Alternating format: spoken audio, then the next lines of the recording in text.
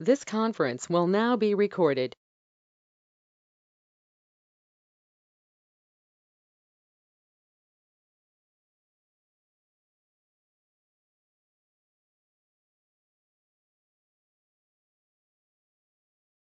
لي صدري ويسر لي أمري واحلل عقدة من لساني يفقهوا قولي رب زدني علما اللهم أرنا الحق حقا وارزقنا اتباعه وأرنا الباطل باطلا وارزقنا اجتنابه آمين يا رب العالمين اللهم طهر قلوبنا من النفاق وأعمالنا من الرياء وألسنتنا من الكذب وأعيننا من الخيانة فإنك تعلم خائنة الأعين وما تخفي الصدور. Last time we have discussed the concept of percentage method, and by using percentage method we calculate elasticity of demand. और हमने ये भी consider किया कि method चाहे total outlay method आप use करें या परसेंटेज मेथड यूज करें, इलास्टिसिटी ऑफ डिमांड के रिजल्ट्स आपके सेम। देखिए, इलास्टिसिटी ऑफ डिमांड की कंप्यूटेशन के लिए हमने मेथड यूज किया था टोटल आउटले मेथड, और टोटल आउटले मेथड में जो रिजल्ट्स हमारे इलास्टिसिटी ऑफ डिमांड के डिटरमिन हुए थे, जिन टेबल्स पे हमने कंप्यूट किया था इलास्टिसिटी ऑफ डिमांड को टोटल आउटले मेथड के तहत, हमने उन्हीं टेबल्स को परसेंटेज मेथड में भी कंसीडर किया और उनकी मदद से हमने इलास्टिसिटी ऑफ डिमांड को डिटरमिन किया।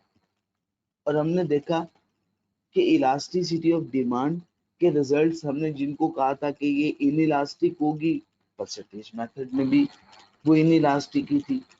टोटल आउटले मेथड में यूनिटरी इलास्टिक, परसेंटेज मेथड में भी यूनिटरी इलास्टिक।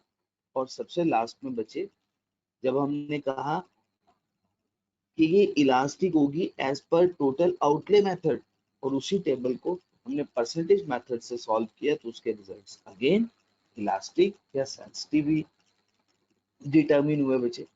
ठीक है ना बच्चे? तो बच्चे हमने कंप्यूटेशन की थी कल तक परसेंटेज मेथड। आज हमारी कमिटमेंट है कि पहले हम लोगों ने जितने भी एमसीक्यूज हैं पहले वो सॉल्व करने हैं। पास पर्पस के क्वेश्चंस तो हम उम्मीद है कर चुके होंगे आप लोग। मैंने जो आपको होमवर्क में दिए थे, अगर कोई प्रॉब्लम है तो आप मेरे से पूछ लीजिएगा। मैं एमसीक्यूज को प्रेफर करूंगा, पहले हम एमसीक्यू सॉल्व कर लेंगे। ठीक है जी बच्चे? किसी बच्चे को कोई सवाल पूछना है, कोई बात पूछनी है कल के लेक्चर से मुतालिक?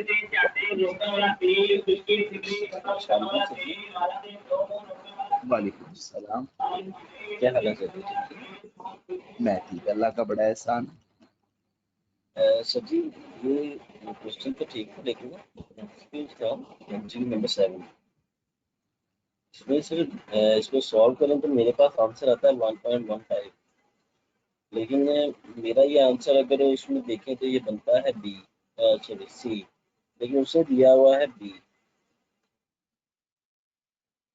बी तो बनता ही नहीं मैंने है सर। नहीं, मैं आपको एक बात बता दूं, मैंने आपसे शायद एमसीक्यूज से पहले ही कह दिया था कि आपने इसके आंसर्स एमसीक्यूज के आंसर से टैली नहीं कर। आपका जो भी आंसर होगा वो ठीक होगा। ठीक है? तो आप उसके साथ बिल्कुल भी कंपेयर ना कीजिए। चलो ठीक है sir. By the way MCQs number कौन सा? 7।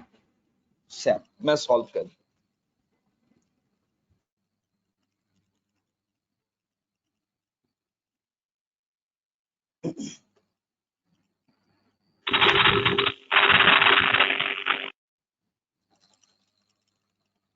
कि किसी बच्चे का ना माइक का इशू है, देख लीजिएगा बच्चे।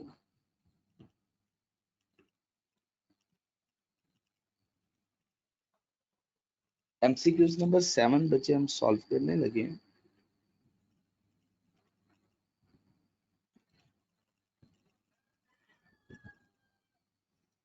7 एमसीक्यूज में बचे प्राइस 35 से 40, प्राइस बढ़ गई, 35 रुपए थी 40 रुपए हो गई।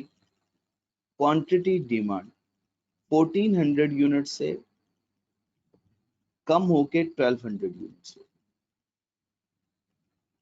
इलास्टिसिटी ऑफ डिमांड कंप्यूट करनी। अच्छा बच्चे, सिर्फ आपकी अंडरस्टैंडिंग के लिए ये फिगर Q1 Q2 और ये प्राइस की P1 और प्राइस P2। तो बच्चे इलास्टिसिटी ऑफ डिमांड का फॉर्मूला हमने क्या पढ़ा था?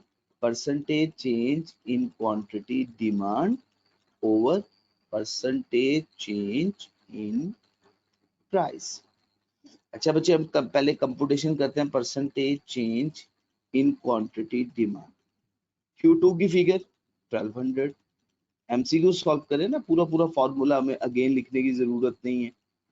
1400 प्लस 1200 दोनों को सम करके 2 पे डिवाइड कर दीजिएगा और मल्टीप्लाई 100 से कर दीजिए।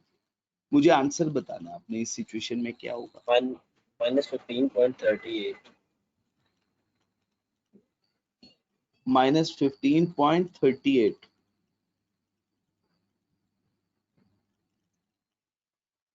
-15.38।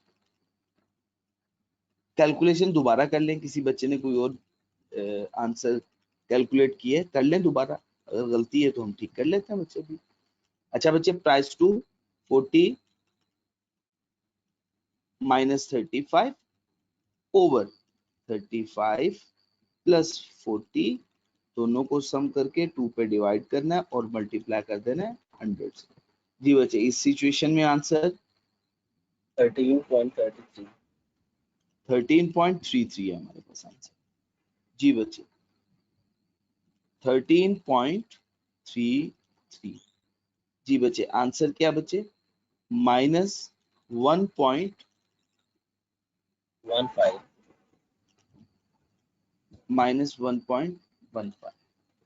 ठीक है जी बच्चे, कोई प्रॉब्लम तो नहीं है बच्चे? इस सिचुएशन में आंसर बच्चे, हमारा आंसर 1.15।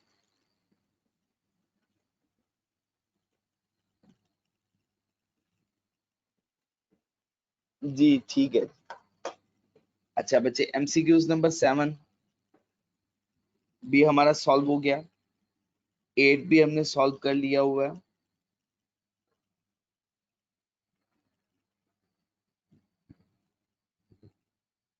नाइन मैंने कल आपको डिटेल सॉल्व करवाया था और मैंने कहा था ये रिवीजन लेवल क्वेश्चन है, बड़ा इंटरेस्टिंग क्वेश्चन है, उम्मीद है आपने सॉल्व किया होगा।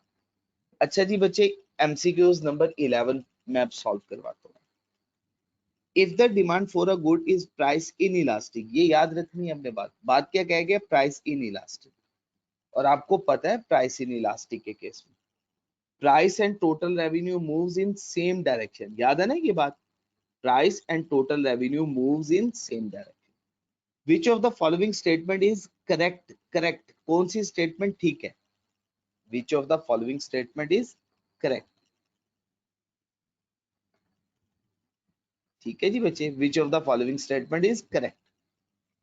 If the price of the good rises, total revenue earned by the producer increases. अगर प्राइस बढ़ेगी, टोटल रेवेन्यू जो प्रोड्यूसर अर्न करेगा वो भी बढ़ेंगे। बच्चे, उसके आंसर्स ठीक नहीं है, करेक्ट नहीं है, उसमें से आप करेक्ट कर लीजिएगा। उसकी रीजन मैं इंशाल्लाह आपको बताऊंगा कि क्यों ये आंसर थोड़े से मिसमैच कर जाते हैं, उसकी रीजन बताऊंगा, जबकि ये पास पेपर्स के MCQs। अच्छा बच्चे, if the price of the good rises, total revenue earn by the producer falls, ये बात तो बिल्कुल गलत है। If the price of the good falls, total revenue earn by the producer increase, ये भी बात ठीक नहीं है। If the price of the good falls, total revenue earn by the producer is unaffected, ये भी बात ठीक नहीं। तो सिर्फ यही ऑप्शन इस केस में ठीक है। जी बिल्कुल सही कहा आपने, बिल्कुल ठीक है जी।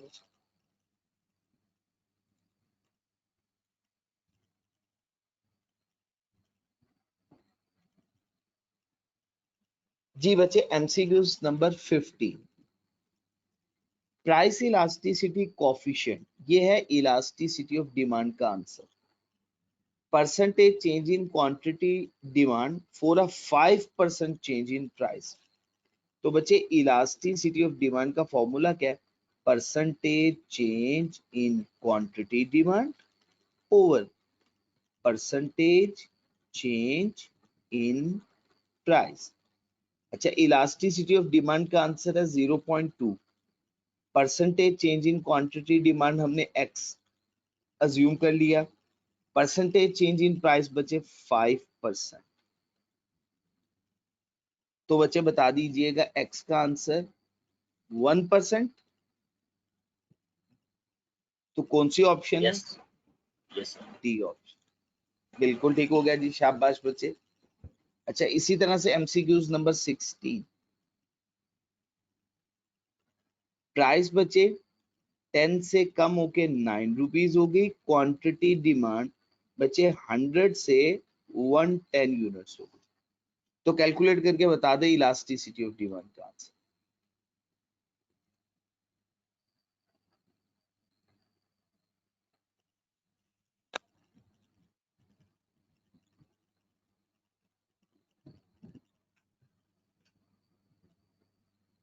सभी लोग कोशिश कीजिएगा।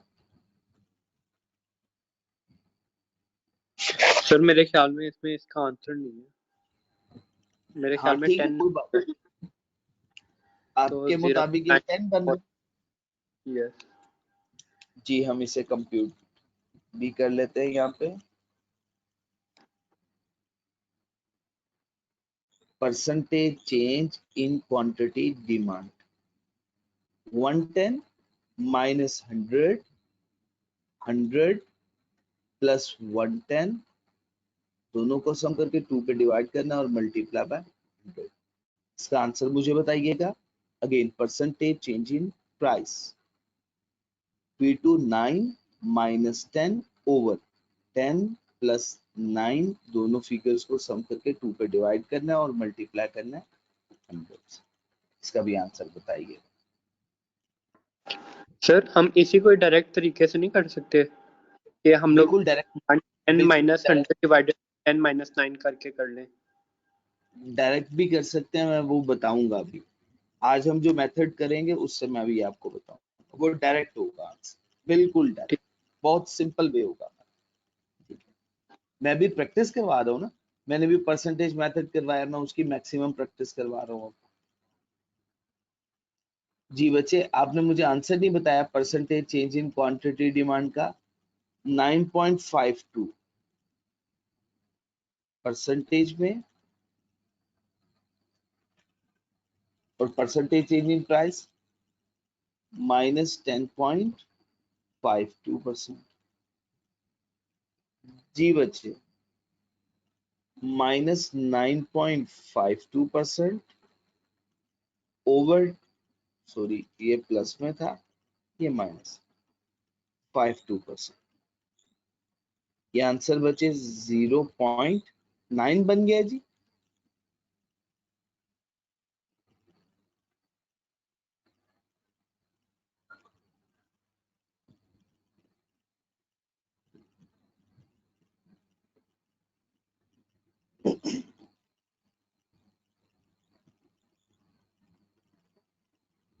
यस सर, ये भी आ रहा है। जी, यही फिगर बन रही है। यस सर, यही फिगर है। ठीक हो गया बच्चे। लेकिन नेक्स्ट। सर वो उसने पॉजिटिव में लिखा हुआ है ना। नहीं नहीं नहीं नहीं, ये सिर्फ उसने वैल्यू लिखी हुई है, पॉजिटिव में नहीं होगा इसका आंसर, ये तो सिर्फ वैल्यू लिखी हुई है। क्योंकि नेगेटिव का साइन तो रिलेशनशिप बताएगा और यहां से हमें पता चल जाएगा टाइप कौन सी है। बस ये एब्सोल्यूट वैल्यूज में बता दिया। अच्छा, ये क्वेश्चन भी मैं करवा चुका हूँ आपको। 80 यूनिटी होगा ना, बेस इसकी 1 होती है। अच्छा, एमसीक्यूज नंबर 20, इसका आंसर मुझे बताइएगा। If the price of a good fell by 20% but total expenditure on the good remain same. बता दे, अगर प्राइस बढ़े या कम हो, टोटल रेवेन्यू सेम रहे, कौन सी टाइप होगी? डी। शाबाश, डी, डेल्टा यूनिटरी लास्ट।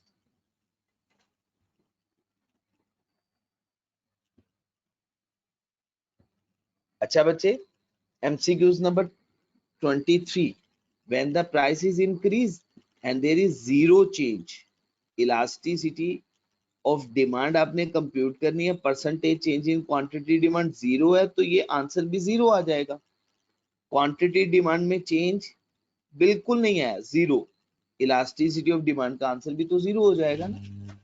अच्छा बताएं डिमांड क्या होगी? D, perfectly inelastic. Perfectly inelastic, excellent. अच्छा ये अब एमसीक्यूज नंबर 24 में आपके साथ डिस्कस करने वाला हूँ। ये क्वेश्चन भी रिवीजन लेवल क्वेश्चन है, इसके साथ मेंशन कर लीजिएगा, ये रिवीजन लेवल क्वेश्चन है। If a good has price elasticity of demand of 1, अगर गुड की प्राइस इलास्टिसिटी ऑफ डिमांड 1 हो हर प्राइस लेवल पे, total revenue and profit will be the same regardless of the price of the good. Total revenue और profit same होगा, कीमत चाहे product की जो मर्जी हो। अब दूसरी भी पढ़ लें पहले option. When demand is inelastic, पहले यूनिटरी इलास्टिक थी अब inelastic. An increase in price, अगर प्राइस बढ़ेगी, would cause a fall in quantity demand, quantity demand कम हो जाएगी, but total revenue from selling the good would rise, total revenue good को sell करने से बढ़ेगा। ये भी बात आपने पढ़ ली है, ये भी बात ठीक लग रही है आपको। When demand is elastic, a fall in price would cause an increase in total quantity demand. अगर कीमत कम होगी, total quantity demanded बढ़ जाएगी, so that total revenue from selling the good would rise. जो total revenue है वो भी बढ़ जाएगा। प्राइस कम होगी, total revenue बढ़ जाएगा। ये भी बात ठीक है, क्योंकि आपको पता है इलास्टिक के सिचुएशन में प्राइस एंड टोटल रेवेन्यू में ऑपोजिट डायरेक्शन होती है, ऑपोजिट रिलेशनशिप होता है। प्राइस कम होगी टोटल रेवेन्यू बढ़ेगा, प्राइस बढ़ेगी टोटल रेवेन्यू कम हो जाएगा। अच्छा last one, a demand curve with a relatively steep slope is usually judged to be inelastic, जिसकी स्लोप स्टीप होती है वो इनइलास्टिक होता है डिमांड के लिहाज से। अच्छा अब ये बी भी ठीक है, सी भी ठीक है, डी भी ठीक है, इसका मतलब एक ही बात हमें समझ नहीं आई थी क्या? If a good has price elasticity of demand 1, unitary elastic, price level पे total revenue and profit will be same, total revenue भी और प्रॉफिट भी सेम रहेगा regardless of the price of the good. नहीं, हमने सिर्फ प्रॉफिट के बारे में पढ़ा था कि टोटल रेवेन्यू के बारे में पढ़ा था। शाबाश, बिल्कुल सही जाना आपने, टोटल रेवेन्यू के बारे में पढ़ा था, प्रॉफिट के बारे में कोई बात नहीं पढ़ी थी, क्योंकि टोटल एक्सपेंडिचर में हम प्राइस का कंपैरिजन किससे किया करते थे? टोटल रेवेन्यू से या टोटल एक्सपेंडिचर से, ठीक है ना। तो हम कह रहे थे कि प्राइस के चेंज होने से टोटल रेवेन्यू या टोटल एक्सपेंडिचर सेम रहते, हमने ये नहीं कहा था कि प्रॉफिट सेम रहता। तो ये ए ठीक नहीं है, ये ऑप्शन ठीक नहीं।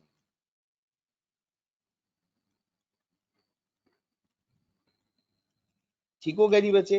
तो ये भी रिवीजन लेवल क्वेश्चन है, मेंशन कर लीजिएगा, मैंने आपको पहले ही बताया, मैं कर भी देता हूँ यहाँ पे।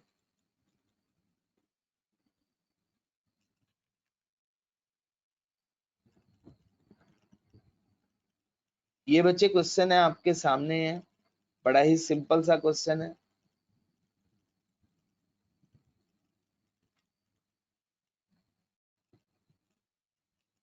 जी बिस्मिल्लाहिर्रहमानिर्रहीम।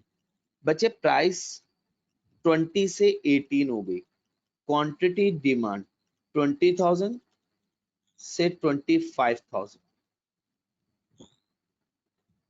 ये सिचुएशन है आपके सामने। अब आपने इलास्टिसिटी ऑफ डिमांड कंप्यूट करनी है। अच्छा इसके लिए कहा गया है कि आपने point elasticity of demand use करना है। अभी इग्नोर कर दें पॉइंट इलास्टिसिटी ऑफ डिमांड के पॉइंट, बस आंसर आ जाएगा, मैच नहीं करेगा आपका एमसीक्यूज के साथ। तो बच्चे कैलकुलेट करके मुझे बताइएगा बच्चे।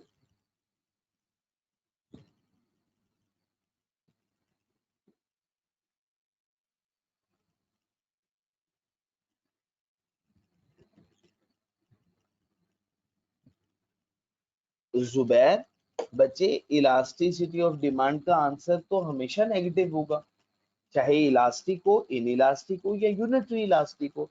एग्जामिनर समटाइम एमसीक्यूज मेंशन करते हुए उनकी फिगर्स एब्सोल्यूट में प्रोवाइड कर देता है, तो आपने वहां पे वैल्यूज कंसीडर करनी, ठीक है ना। आंसर तो हर केस में नेगेटिव ही होगा। अच्छा बच्चे मुझे एक बच्चे ने कैलकुलेट करके बताया है, उन्होंने कहा है कि -2.5 आंसर है इसका। आप लोग भी मुझे बता दीजिएगा -2.5 ही बन रहा है।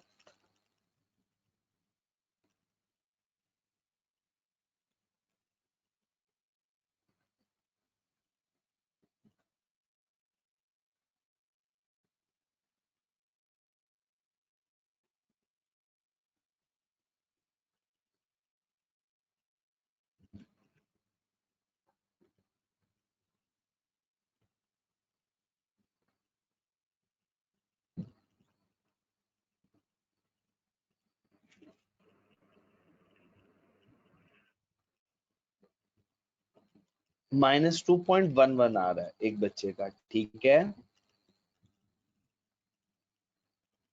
जी, -2.11 आ रहा है। -2.11 सर। ठीक हो गया जी, -2.11। इसमें से कोई ऑप्शन नहीं है क्योंकि इसे हमें पॉइंट इलास्टिसिटी ऑफ डिमांड से सॉल्व करना। कोई बात नहीं, ये भी मैंने सिर्फ आपको प्रैक्टिस करवाई है। अच्छा बच्चे, अब नेक्स्ट एमसीक्यूज। फर्स्ट वन है ए वाला -2.1।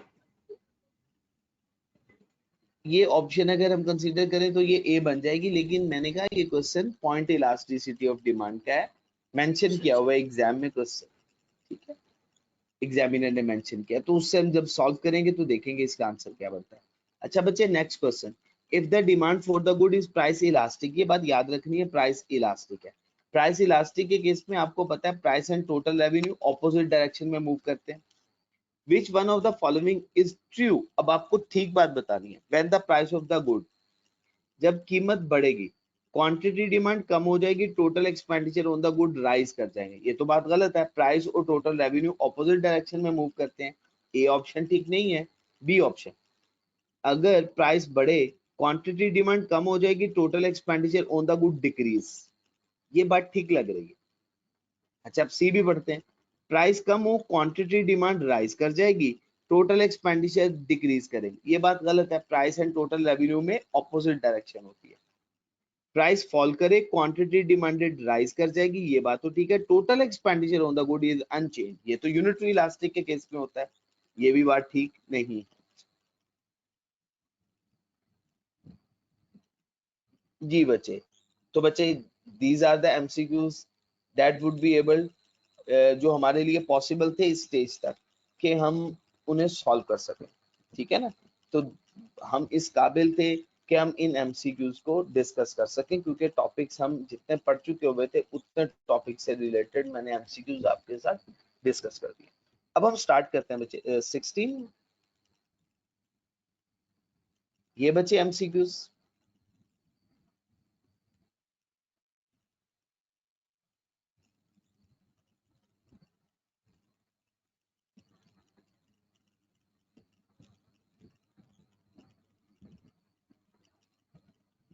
23 प्लीज, मैं वो भी कर देता हूँ बच्चे। ये बात क्लियर हो गई 16 एमसीक्यूज की।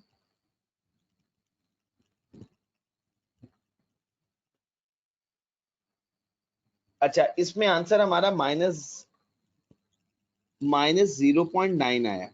अब एग्जामिनर ने इसकी एब्सोल्यूट वैल्यू, क्योंकि नेगेटिव तो सिर्फ रिलेशनशिप बताती है कि प्राइस में और क्वांटिटी डिमांड में इनवर्स रिलेशनशिप है। अब इसकी वैल्यू 0.9 है। जब नेगेटिव का साइन कोई भी मेंशन ना किया हो एग्जामिनर ने, तो तब आपने वैल्यूज को कंसीडर करना है, वैल्यू कौन सी बन रही है, ठीक है जी बच्चे। ये बेसिकली टाइप हो जाएगी इसकी, इनइलास्टिक है, इलास्टिक है, कौन सी टाइप।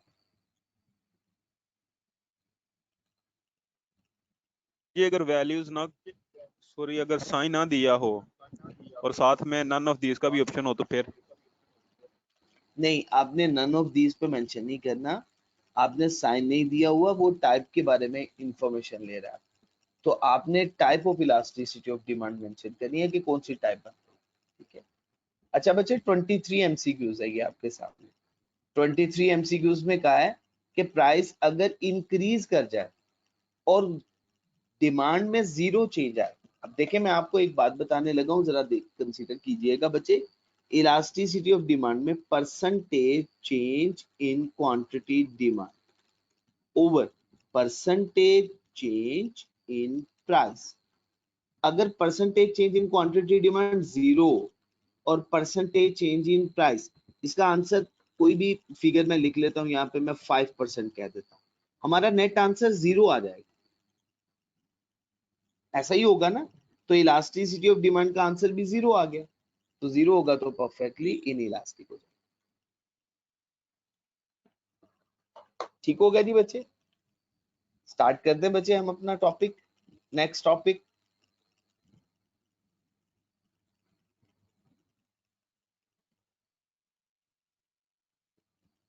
कोई कंफ्यूजन, कोई इशू नहीं है? ठीक होगा जी बच्चे, बिस्मिल्लाहिर्रहमानिर्रहीम।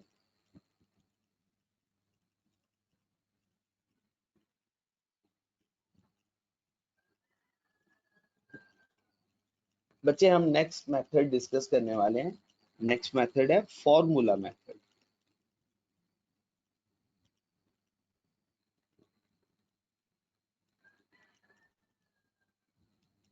अच्छा, फॉर्मूला मेथड तो सेपरेट मेथड नहीं है, लेकिन बहरहाल हम इसमें एक फॉर्मूला डिटरमिन कर देते हैं, उस फॉर्मूले को यूज करते हुए हम इलास्टिसिटी ऑफ डिमांड कंप्यूट कर देते हैं।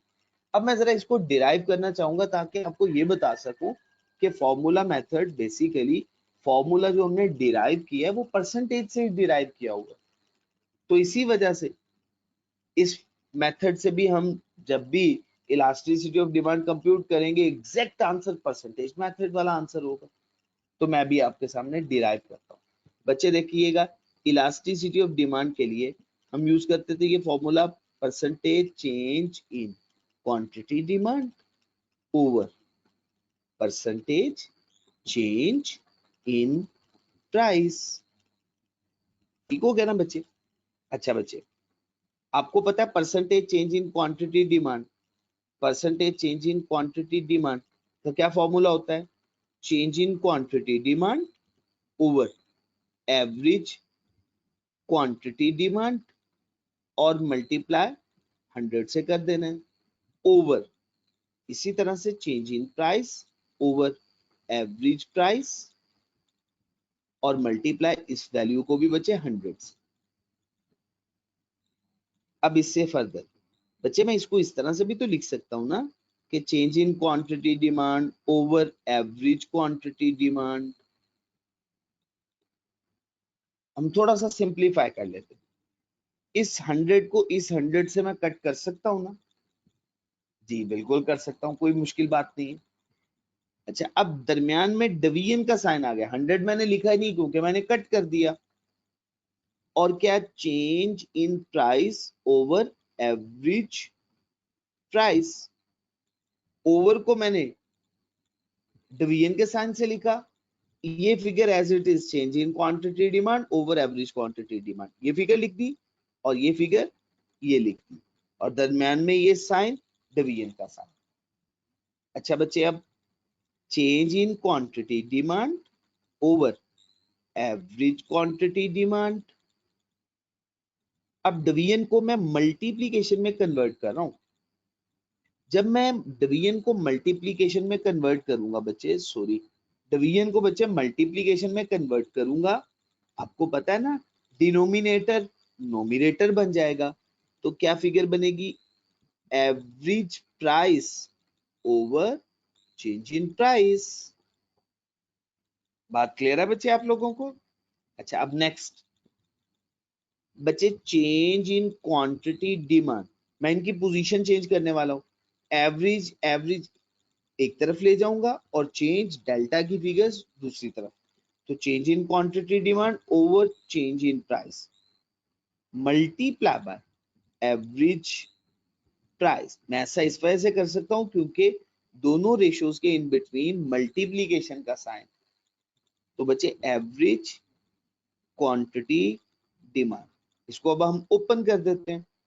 Change Q2 minus Q1 over P2 minus P1 multiply by P1 plus P2, दोनों फिगर्स को सम करके 2 पे डिवाइड कर दें, ओवर Q1 प्लस Q2, दोनों फिगर्स को सम करके 2 पे डिवाइड कर दें। ठीक हो गया जी बच्चे?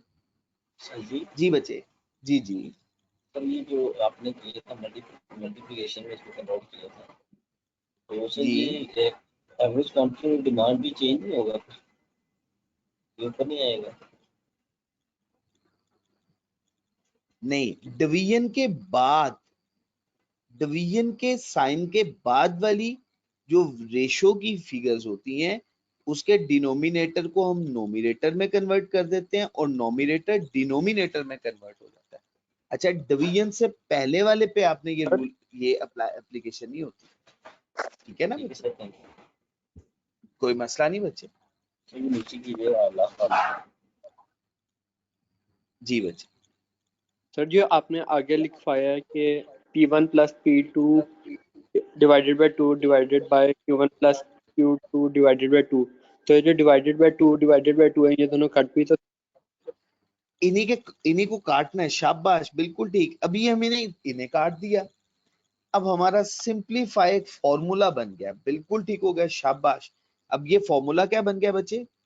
Q2 minus Q1 over P2 minus P1 multiply by P1 plus P2 over Q1 plus Q2। और ये इलास्टिसिटी ऑफ डिमांड का हमने फॉर्मूला डिटरमिन कर दिया। अब हम इस फॉर्मूले से इलास्टिसिटी ऑफ डिमांड को इजीली डिटरमिन कर सकते हैं। अब हमें जरूरत नहीं है लंबी लंबी कैलकुलेशन करने की, वैल्यूज इसमें इंसर्ट करें और अब आंसर पिक कर लेंगे। ठीक है ना बच्चे? तो अब जितने भी एमसीक्यूज हमने परसेंटेज मेथड से कंप्यूट किए हैं, डिटरमिन किए हैं, उन सब की प्रैक्टिस हम तो अभी क्लास में तो नहीं मैं करवाऊंगा, मैं 1 से 2 क्वेश्चंस की प्रैक्टिस करवा देता हूं, बाकी क्वेश्चंस आपका होमवर्क बन जाएगा। एग्री? जी बच्चे, मैं स्टार्ट से दिखा देता हूं।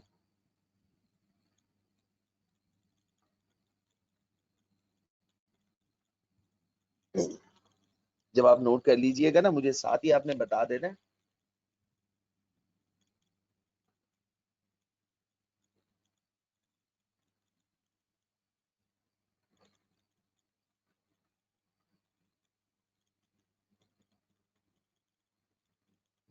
जी बच्चे, आपने मैसेज भी किया था और मैंने आपको मैसेज किया था, मैं करता हूं, लेकिन उसके बाद फिर मैं भूल गया।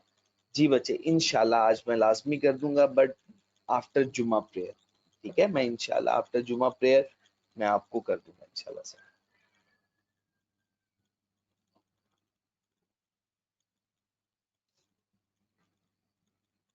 जी मैं बच्चे बिल्कुल कर रहा हूँ, ये देखिएगा, यहाँ तक आपने नोट किया हुआ है?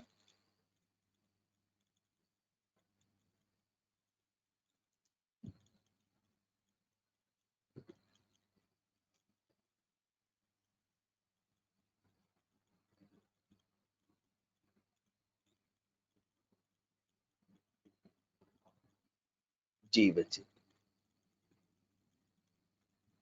बच्चे कर दूं, मूव कर दूं स्लाइड? जी बच्चे, कल इंशाल्लाह इंशाल्लाह जी कल इंशाल्लाह हमारी क्लास होगी, कल हम लेंगे क्लास।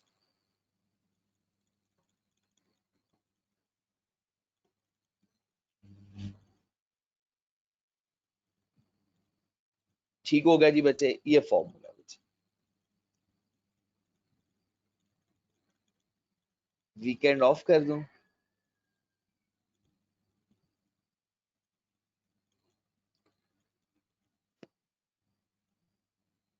जी बच्चे, ये कौन सी स्लाइड खुल गई है जी? ये प्ले स्टोर खुल गया, सिर्फ 1 मिनट मैं इसको बंद कर दूं। जी, बिस्मिल्लाहिर्रहमानिर्रहीम। अच्छा बच्चे, अभी हमने जो एमसीक्यूज किए हैं सॉल्व, अब इन एमसीक्यूज में से कुछ एमसीक्यूज इस फॉर्मूले की मदद से हम सॉल्व करते हैं, सारे के सारे तो नहीं मैं सॉल्व करवाऊंगा, बाकी क्वेश्चंस आपका होमवर्क है। ठीक है जी बच्चे, बिस्मिल्लाहिर्रहमानिर्रहीम। बच्चे ये एक आपके सामने क्वेश्चन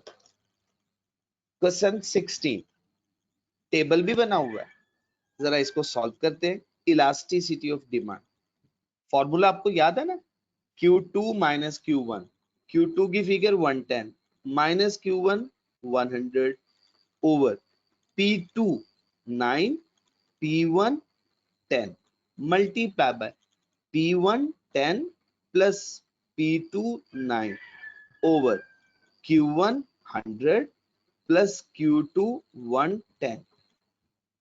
देखिए ये फॉर्मूला, यही फॉर्मूला ऊपर लिखा हुआ है ना, इसी फॉर्मूले में वैल्यूज इंसर्ट कर दी। अब जरा जल्दी से कंप्यूटेशन कीजिएगा, इसकी कंप्यूट कीजिएगा, इसका आंसर क्या बन रहा है बच्चे।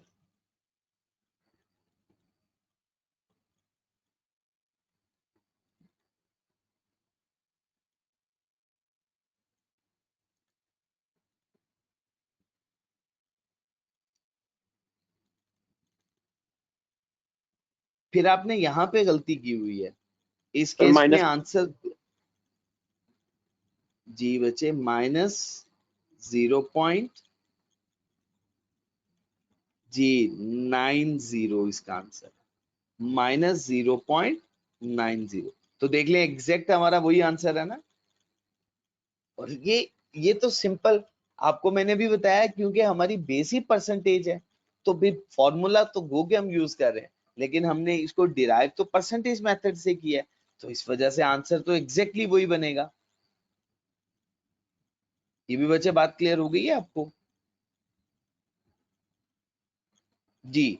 इस क्वेश्चन की भी बच्चे हम प्रैक्टिस कर लेते हैं। सर लेकिन साइन डिफरेंट आ रहा है यहाँ पे, वहाँ पे पॉजिटिव 0.90 और यहाँ पे नेगेटिव 0.90 है।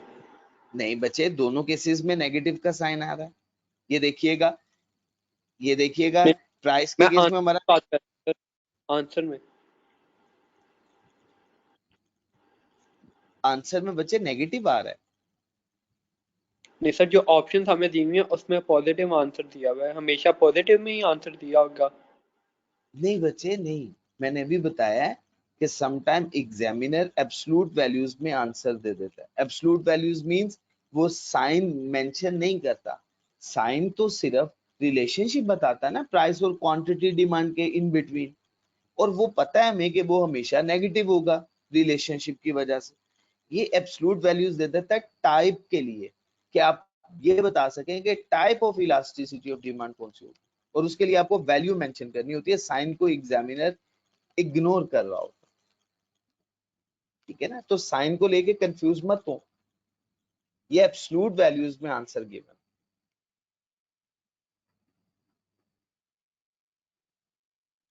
जी बच्चे ये क्वेश्चन भी, इस क्वेश्चन को भी हम सॉल्व करते हैं। ये क्वेश्चन है जी बच्चे, आपके पास प्राइस जी, प्राइस 35 से 40 और क्वांटिटी 1400 यूनिट से 1200 यूनिट्स।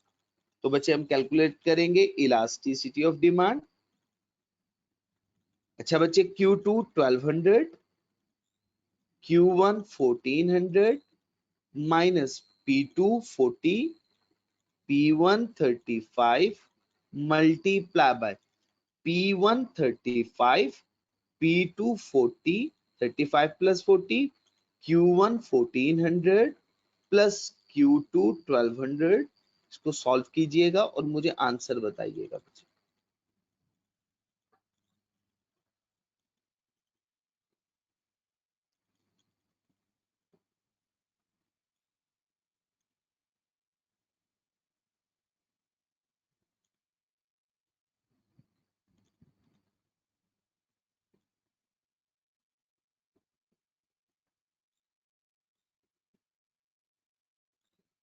जी बच्चे -1.15। तो देख ले एग्जैक्टली वही आंसर है ना।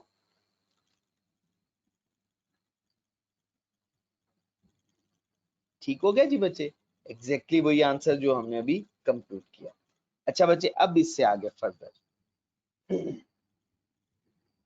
बिस्मिल्लाहिर्रहमानिर्रहीम।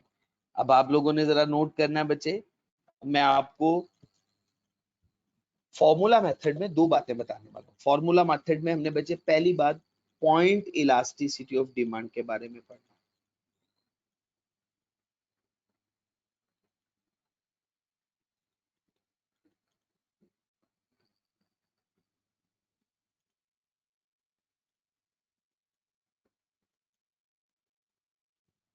पॉइंट इलास्टिसिटी ऑफ डिमांड क्या होती है? पहले इसका डायग्राम से हम इसका कॉन्सेप्ट समझते हैं। X axis origin point, Y axis. अच्छा बच्चे, वाई एक्सिस के अलोंग मेजर किया जाता है प्राइस को और एक्स एक्सिस के अलोंग मेजर किया जाता है क्वांटिटी को।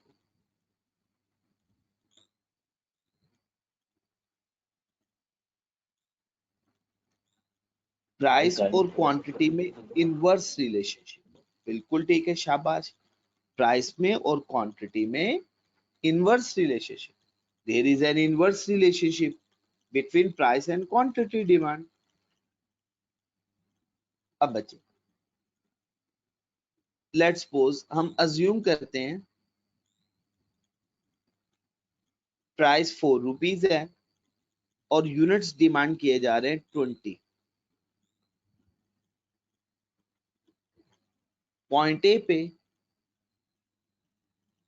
Got my point, everything is clear.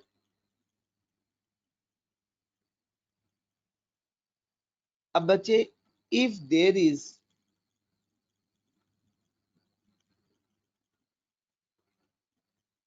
जी बच्चे बिल्कुल ठीक हो गया। अच्छा बच्चे, if there is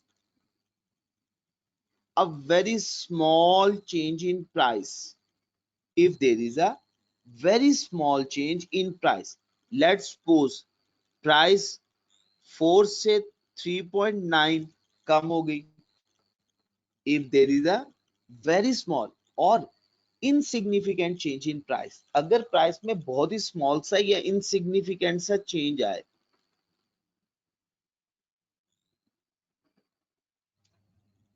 due to which quantity demand respond insignificantly, quantity demand में चेंज आ गया 20.2, क्वांटिटी डिमांड बढ़ गई और बढ़ी भी कितनी, बहुत इनसिग्निफिकेंटली, बड़ी स्मॉल सी वैल्यू बढ़ी। जहां तक बच्चे बात क्लियर हुई? मैं रिपीट कर रहा हूं बच्चे, अगर प्राइस में बहुत ही स्मॉल लिटिल सा चेंज आए, बड़ा ही इनसिग्निफिकेंट चेंज आए और उसके रिजल्ट में क्वांटिटी डिमांड इनसिग्निफिकेंटली रिस्पॉन्ड करे। अब डिमांड कर्व पे हमें 2 पॉइंट्स मिल गए हैं, बट वो 2 पॉइंट्स इतने क्लोज हैं कि हमें वो 2 पॉइंट्स, हम उन दोनों पॉइंट्स में डिस्क्रिमिनेट नहीं कर पा रहे, हम फर्क नहीं कर पा रहे। हमें वो दोनों पॉइंट्स तो एक ही पॉइंट लग रहा है, हमें सिंगल पॉइंट लग रहा है, look like a single point. इस सिचुएशन में बच्चे हम इलास्टिसिटी ऑफ डिमांड को कैलकुलेट करेंगे और इसमें हम एवरेज प्राइस का भी यूज नहीं करेंगे और एवरेज क्वांटिटी डिमांड का भी यूज नहीं करेंगे। ऐसे मेथड को हम कहते हैं पॉइंट इलास्टिसिटी ऑफ डिमांड। ठीक हो गया? मैं अगेन रिपीट कर रहा हूं बच्चे, अगर प्राइस में चेंज बहुत ही थोड़ा सा है, बहुत ही स्मॉल, बहुत ही इनसिग्निफिकेंट चेंज हो और उसके रिजल्ट में क्वांटिटी डिमांड उसको रिस्पॉन्ड करे इनसिग्निफिकेंटली, डिमांड कर्व पे हमें 2 पॉइंट्स तो मिल गए हैं, हम उन 2 पॉइंट्स के दरमियान में फर्क नहीं कर पा रहे, डिस्क्रिमिनेट नहीं कर पा रहे, हमें वो दोनों पॉइंट्स डिमांड कर्व पे ऐसे लग रहा है जैसे कि एक ही पॉइंट है, सिंगल पॉइंट है। इस सिचुएशन में बच्चे फिर हम इलास्टिसिटी ऑफ डिमांड कैलकुलेट करेंगे बगैर एवरेज यूज किए, ना ही हम एवरेज प्राइस का लेंगे और ना ही एवरेज हम क्वांटिटी डिमांड का यूज करेंगे। ऐसे मेथड को हम कहते हैं पॉइंट इलास्टिसिटी ऑफ डिमांड का मेथड। और पॉइंट इलास्टिसिटी ऑफ डिमांड के मेथड में बच्चे हम जो फॉर्मूला यूज करेंगे, फॉर्मूला क्या होगा? Elasticity of demand is equal to change in quantity demand over change in price multiply by original price over original quantity demand, original price over original quantity demand. Original का मतलब होता है old, P1, इसे P1 भी कह सकते हैं, original quantity demand को Q1 भी कहा जा सकता है। तो ये फॉर्मूला अगर मैं लिखना चाहूं तो इसको मैं ये कह सकता हूं Q2 minus Q1 over P2 minus P1 multiply by P1 over Q1। यहां तक बच्चे बात क्लियर हो गई? तो अभी जो मैंने वैल्यूज अज्यूम की है, इन वैल्यूज को कंसीडर करते हुए हम जरा आंसर डिटरमिन करते हैं। ठीक है जी, मैं टेबल बना देता हूं ताकि आपके लिए ये वैल्यूज ज्यादा क्लियर हो जाए। प्राइस और क्वांटिटी, हमने अज्यूम किया था कि प्राइस 4 है और क्वांटिटी 20 यूनिट्स है। प्राइस कम हो गई 3.9, क्वांटिटी बढ़ गई 20.2 हो गई। ठीक है ना बच्चे? तो अब इलास्टिसिटी ऑफ डिमांड के फॉर्मूले में आंसर इंसर्ट करना है। फॉर्मूला मैं दोबारा रिपीट कर रहा हूं, सेकंड क्वांटिटी में से फर्स्ट क्वांटिटी को लेस करना है, सेकंड प्राइस में से फर्स्ट प्राइस को लेस करना है, मल्टीप्लाई करना है first price over first quantity.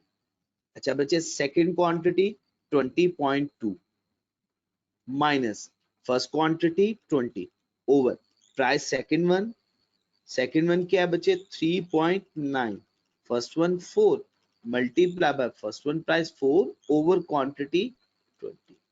इसको सॉल्व कीजिएगा बच्चे, आंसर मुझे बताइएगा क्या आंसर जी। शाबाश 0.4।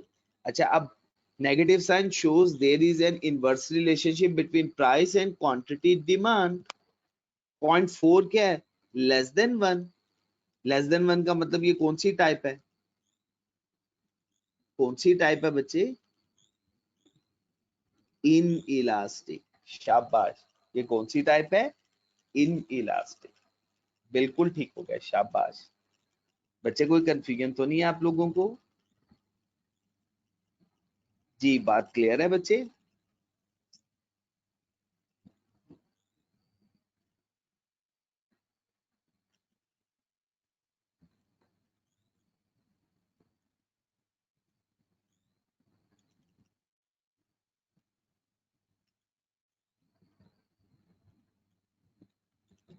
जी बच्चे, अभी बच्चे मैंने आपको एक एमसीक्यू सॉल्व करवाया था, देखिएगा ये एमसीक्यूज 25 एमसीक्यूज।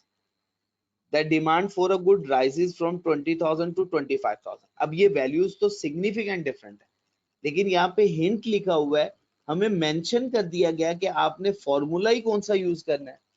अगर एग्जामिनर हमें खुद कह दे कि आपने पॉइंट का फॉर्मूला यूज करना है, तो फिर आपने पॉइंट का फॉर्मूला यूज करना है। ठीक हो गया जी बच्चे? तो बच्चे, एक और मैं क्वेश्चन आपको रिवीजन लेवल क्वेश्चन सॉल्व करवाने लगा हूं। अब आपने जरा उसके साथ भी हिंट लिख लेना है। वो हिंट मिसिंग, वो लिखना मैं यहाँ पे भूल गया हूं, तो आपने वो हिंट लास्ट में लिख लेना। यहाँ पे हिंट लिखना है, आपने यूज करना है पॉइंट इलास्टिसिटी ऑफ डिमांड का फॉर्मूला। अच्छा, ये क्वेश्चन हमने सॉल्व करना है, ये क्वेश्चन बड़ा ही इंटरेस्टिंग है। ठीक है जी बच्चे, रिवीजन लेवल क्वेश्चन है ये।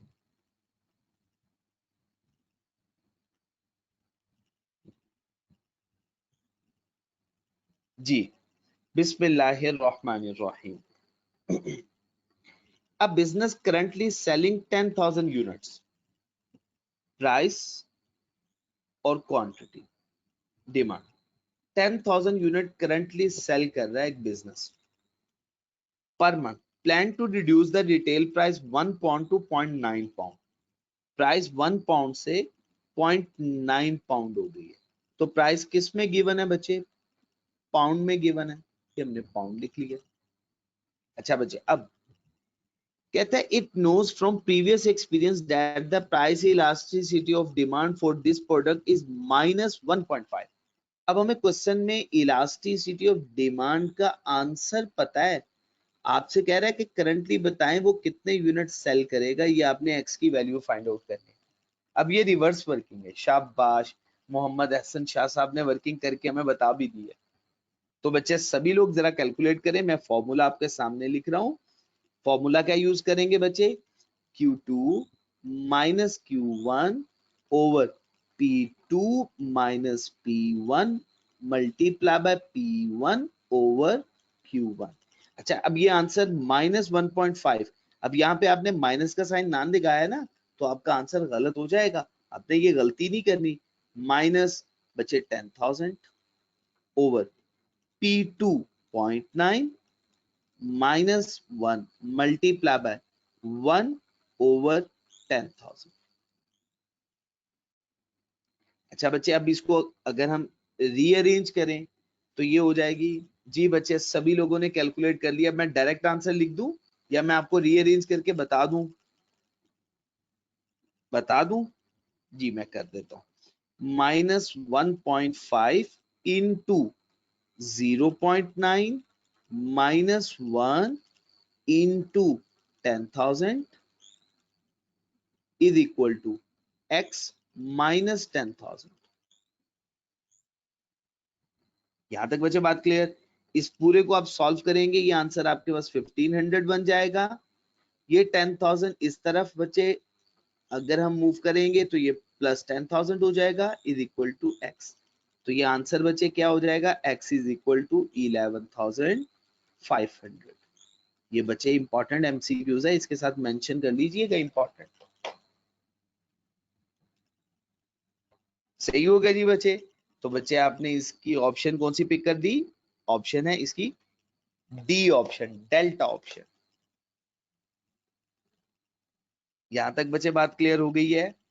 कोई प्रॉब्लम तो नहीं है बच्चे आप लोगों को? तो बच्चे हैंडआउट्स में से मैं आपको रेफर भी कर रहा हूं क्योंकि अब हमारा टाइम, अगला मेथड हम डिस्कस नहीं कर पाएंगे। स्लाइड बच्चे कौन सी स्लाइड शो कर दूं? इस स्लाइड की बात कर रहे हैं बच्चे आप?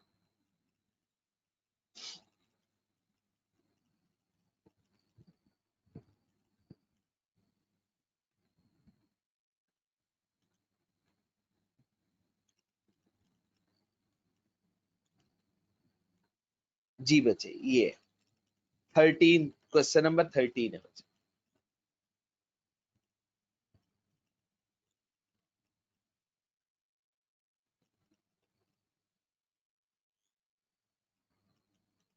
जी बच्चे, ये सॉल्यूशन है इसका।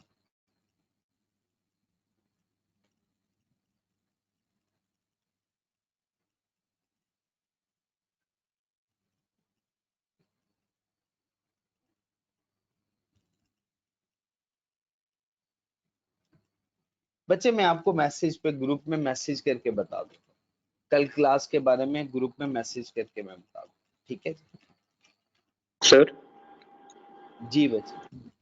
सर जब भी करंटली का वर्ड यूज होगा इसका मतलब होगा कि न्यू प्राइस की बात कर रहे हैं या हमेशा नहीं होगा ये? बच्चे मुझे दोबारा बताइएगा, आपने वर्ड क्या बोला? सर मैं कह रहा हूँ जब भी करंटली वर्ड यूज होगा इसका ये मतलब होगा कि न्यू प्राइस की हमेशा बात हो रही है। नहीं, करंटली का मतलब होता है एग्जिस्टिंग प्राइस, प्रीवियस। करंटली इतने यूनिट सेल कर रहा है, अगर प्राइस में चेंज आ जाए तो बताए फिर कितने यूनिट सेल करेगा करंटली एग्जिस्टिंग सिचुएशन के लिए। ये वैसे अगर वर्ड देखा जाए ना, हम इसको ये यहाँ पे मैं कोई आपको पेट आंसर नहीं बता सकता, ये विद रेफरेंस टू कॉन्टेक्स्ट बताया जा सकता है। ऐसा भी हो सकता है वो कह दे कि पास्ट में क्वांटिटी सेल हो रही थी, करंटली इसके मैं इसी क्वेश्चन को मोल्ड करूं, इसी क्वेश्चन को बदलूं, आपको भी बता देता हूं। ये क्वेश्चन देखिएगा, अब करंटली का मतलब कुछ और बन जाएगा।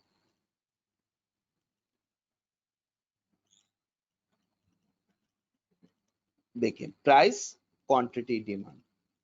प्राइस 1 पाउंड में ले रहे हैं ना, यही क्वेश्चन है, और 0.9 होगी।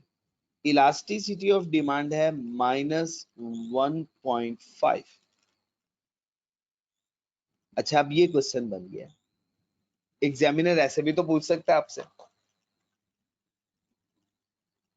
सॉल्व कर सकते हैं ना आप लोग। अब क्या, एग्जामिनर अगर कहे कि करंटली हम 11,500 यूनिट इसके बेच रहे हैं, कीमत इसकी 0.9 पाउंड है, एक साल पहले इसकी कीमत 1 पाउंड थी, इलास्टिसिटी ऑफ डिमांड -1.5 है, बताएं पिछले साल इसके कितने यूनिट बिक रहे?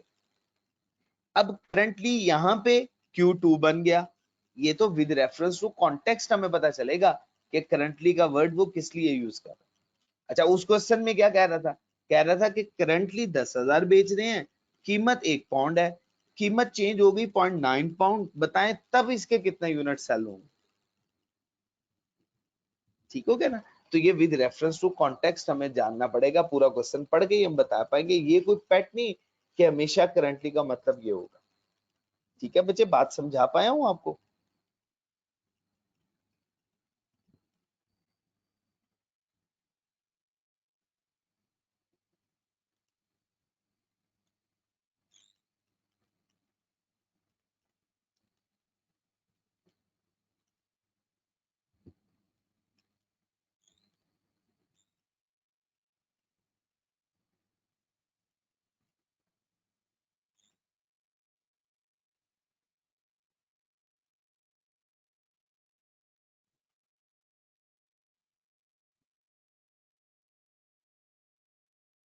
जी बच्चे, ये पॉइंट इलास्टिसिटी ऑफ डिमांड का टॉपिक जो मैंने अभी आपको पढ़ाया है, ये टॉपिक है।